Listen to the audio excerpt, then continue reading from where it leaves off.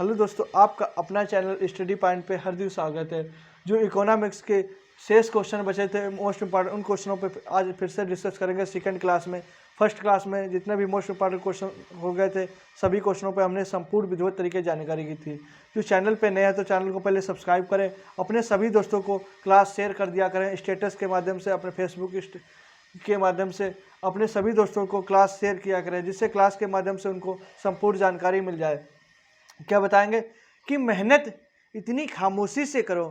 क्या? मेहनत इतनी खामोशी से करो, मेहनत इतनी खामोशी से करो कि कामयाबी एक दिन शोर मचा दे, कि कामयाबी एक दिन मिलके शोर मचा दे। तो बताएंगे स्थिर लागत क्या है? क्या भूमि श्रम मशीन, क्या भूमि श्रम मशीन आदि के साधनों पर, भूमि श्रम मशीन आदि के साधनों पर होने वाली लागत को, क्या भूमि श्रम मशीन के साधनों के खर्च पर होने वाली लागत को स्थिर लागत कहते हैं। क्वेश्चन इस प्रकार से पूछा गया कि स्थिर लागत की डिफिनीशन बताइए, तो बताएंगे भूमि श्रम, क्या भूमि श्रम मशीन के साधनों पर खर्च, साधनों पर खर्च होने वाली, साधनों पर खर्च होने वाली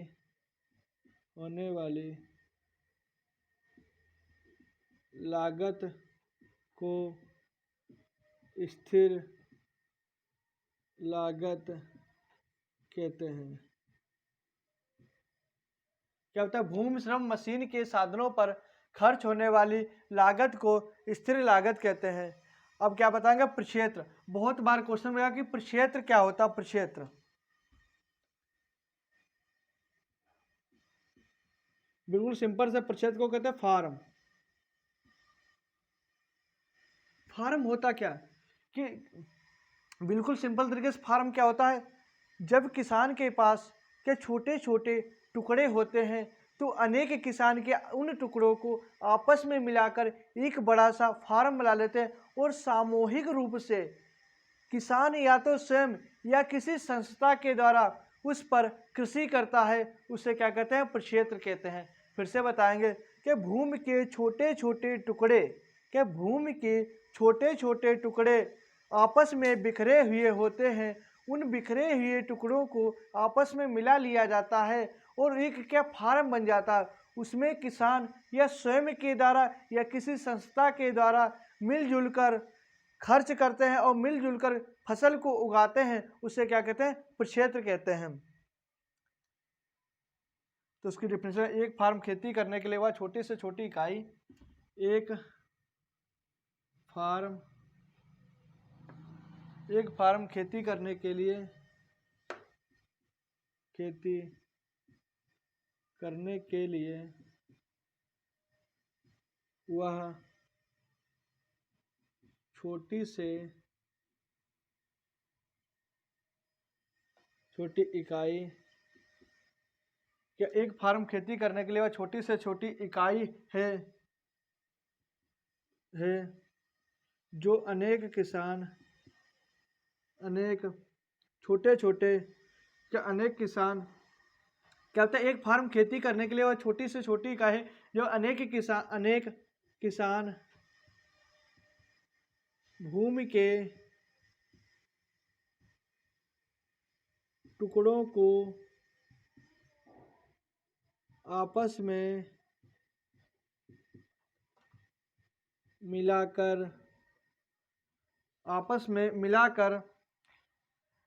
उन्हें या तो स्वयं कृषि या किसी संस्था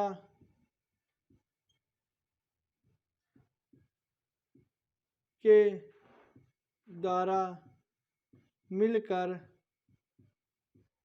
क्या संस्था के द्वारा मिलकर कृषि करते हैं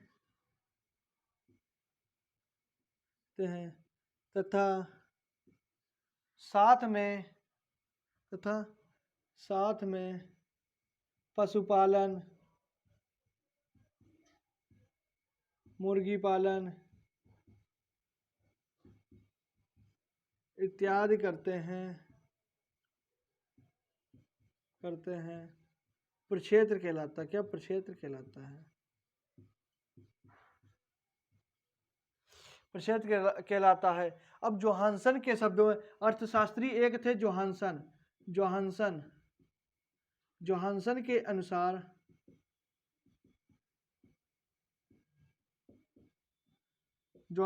अनुसार वह स्थान क्या होता है? जोहानसन के अनुसार वह स्थान जहां फसलें उगाई जाते हैं, पशुपालन किया जाता है, प्रक्षेत्र कहलाता है। क्या बताया? जोहानसन एक अर्थशास्त्री थे। उन्होंने बताया कि वह स्थान जहां कुछ फसलें उगाई जाते हैं तथा पशुपालन किया जाता है, प्रक्षेत्र कहलाता है। क्या? जहां कुछ फसलें उगाई जाती हैं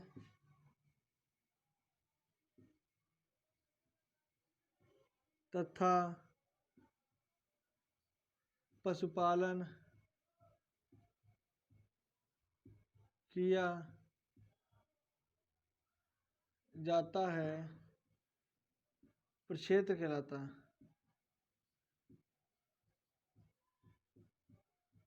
प्रक्षेत्र कहलाता है।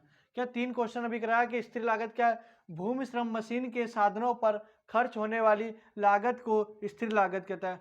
क्या होता है? भूमि श्रम मशीन के साधनों पर खर्च होने वाली लागत को स्थिर लागत कहते हैं। प्रक्षेत्र क्या बताया कि एक फार्म खेती करने के लिए क्या इकाई है? जो भूमि के छोटे छोटे टुकड़ों को आपस में मिलाकर किसान क्या करता है?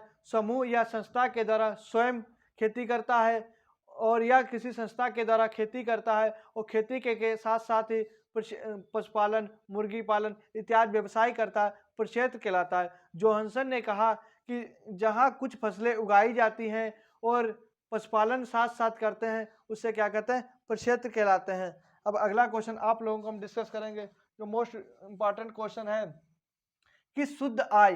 क्वेश्चन इस प्रकार बुझा कि शुद्ध आय पे टिप्पणी लिखिए।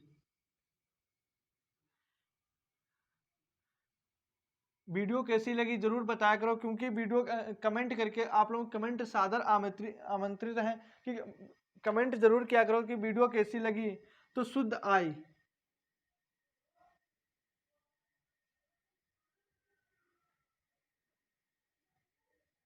शुद्ध आय होती क्या? बिल्कुल सिंपल तरीके से, जब कोई फसल को हम बोते हैं, मान लो किसी फसल के लिए हमें 100 रुपये की बीज लेके आए। क्या 100 रुपये के बीज लेके आए? उसमें से हम उस फसल से जो हमें बीज, जितनी लागत हमारी फसल में 100 रुपये की लागत लगी, और जब हम फसल को बाजार में बेचने गए, क्या फसल को जब बाजार में बेचने गए तो फसल हमारी 200 रुपये की बिकी, तो उसमें से जो हमारी लागत है और उसमें प्रॉफिट से जब हम घटा देते हैं, मतलब पूरी जो हमें 200 रुपये से जो हमें 100 रुपये की फसल में हमने लगाई थी और उसमें से घटा देते हैं, जितनी भी हमें क्या लागत प्रॉफिट प्राप्त होता है, उससे शुद्ध आय कहते हैं। क्या इसे एग्जाम्पल के जरिए बता देंगे? जैसे हमने हमारी फसल में लागत 100 रुपये की हुई, लेकिन जब बिक्री के लिए हम गए, बिक्री के लिए गए तो हमारी वहाँ पे फसल 180 रुपये की हुई या 200 की हो या 250 की हुई, तो हमें जब इसमें हमें शुद्ध आय निकालनी होगी तो हम क्या करेंगे? 180 माइनस 100, तो हमें शुद्ध आय कितनी प्राप्त हुई? 80। तो इसे क्या कहते हैं? शुद्ध आय कहते हैं। तो इसकी डिफिनीशन लिखाएंगे। शुद्ध लाभ इस प्रकार की आय है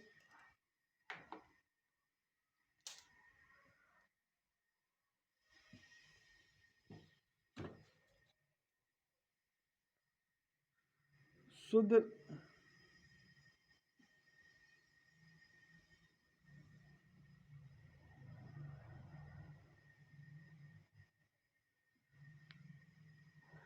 लाभ इस प्रकार की आय है, शुद्ध लाभ इस प्रकार की आय का क्या शुद्ध लाभ इस प्रकार की आय का भाग है जो किसी वस्तु को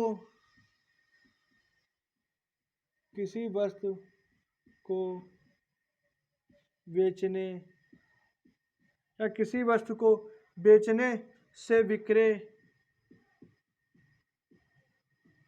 के बाद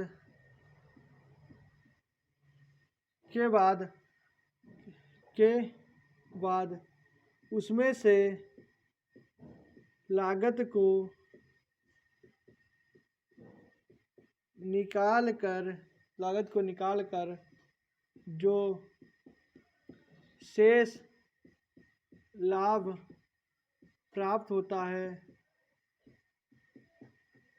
उसे शुद्ध आय कहते हैं। क्या कहते हैं? शुद्ध आय कहते हैं। क्या बताया कि शुद्ध लाभ इस प्रकार की आय का भाग है जो वस्तु को बेचने से विक्रय के बाद उस लागत निकाल कर जो शेष लाभ प्राप्त होता है उसे क्या कहते हैं? शुद्ध आय कहते हैं। अब अगला क्वेश्चन है कि भारतीय अर्थव्यवस्था में कृषि का महत्व।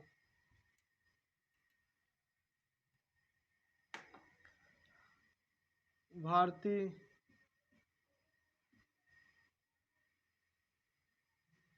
अर्थव्यवस्था में कृषि का लाभ।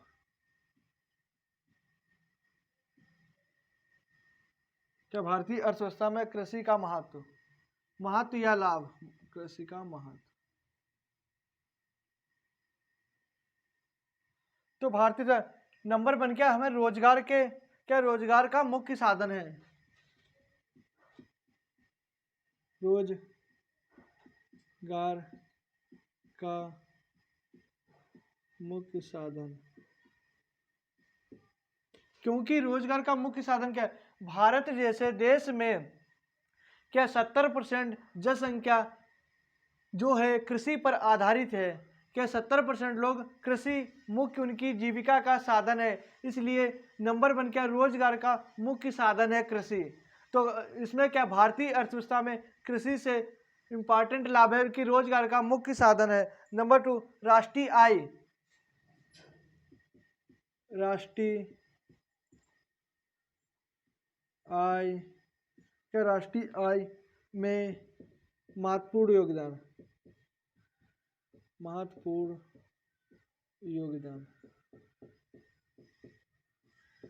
क्या होता है?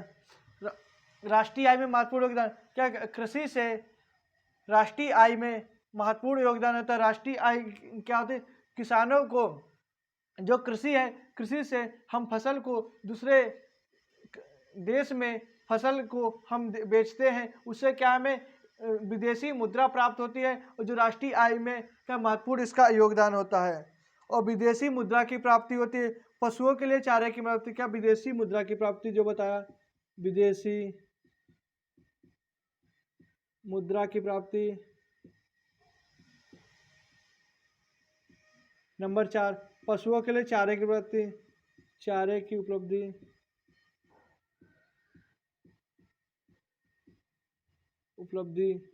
चारे के लिए खाद्यान्न में पूर्ति।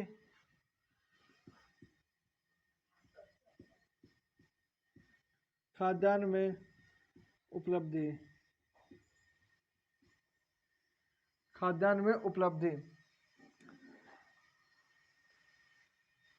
आप लोगों को क्लास कैसी लगी कमेंट करके हमें ज़रूर बताया करो, जिससे आप लोगों को इम्पॉर्टेंट क्वेश्चन और हम डिस्कस करें। तो जो भी कोई कमेंट है तो कमेंट आप लोग ज़रूर किया करो कि कमेंट के जरिए आप लोगों के सादर आमंत्रित हैं। धन्यवाद।